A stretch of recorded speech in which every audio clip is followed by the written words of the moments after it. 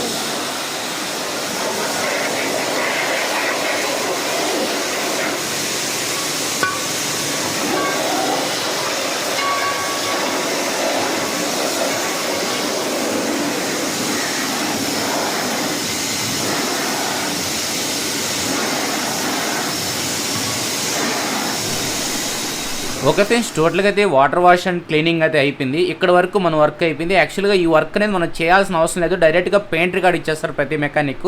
మనం ఎందుకు ఇలా క్లీన్ చేసామంటే కొద్దిగా ఇంకా నీట్గా ఉంటుంది వర్క్ అనేది. మనం ఒకసారి క్లీన్ చేసి మళ్ళీ పెయింటర్ ఇంకోసారి క్లీన్ చేస్తే చాలా బాగుంటుంది అనేది నా ఉద్దేశం. అందుకే నేనైతే నా ఓన్ బండి చేసినట్టుగా నేను చేసుకుంటాను కాబట్టి ఇలా చేశాను. మనం పెయింటర్ కార్డ్ అయితే ఈ సామాన్ అయితే మొత్తం అయితే చేర్చాము. సామాన్ అనేది ఒక ఫోటో అయితే తీసుకున్నాం, ఎందుకంటే లాస్ట్లో మిస్ అయ్యాయంటే మీరు ఈ లేదు అనకుండా మనం ఫోటో చూపించాను బాగుంటుంది కాబట్టి ఈ ఫోటో తీసుకున్నా. అదేవిధంగా ఇంజిన్ సామాన్ కానీ హ్యాండ్ ఓవర్ చేశాను. ఇంజిన్ సామాన్లో హాఫ్ కవర్ అయితే మిస్ అయింది, హాఫ్ కవర్ అనేది నేను తర్వాత తెచ్చిస్తాను అని చెప్పాను. టోటల్గా మనకి Day4లో అయితే ఈ సామాన్ అనేది పెయింటర్ కార్డ్ చేర్చడం, క్లీనింగ్ అనే సెక్షన్ అనేది టోటల్ కంప్లీట్ అయింది. మనం Day5 అయితే కలుసుకున్నామయ్యా. టోటల్గా మీకు వీడియో నచ్చిన లైక్ కామెంట్ చేసి ఫ్రెండ్స్ అండ్ ఫ్యామిలీ మెంబర్స్కి ఈ వీడియో నచ్చేసి ఛానల్ అయితే గట్టిగా సపోర్ట్ చేయండి. Thank you.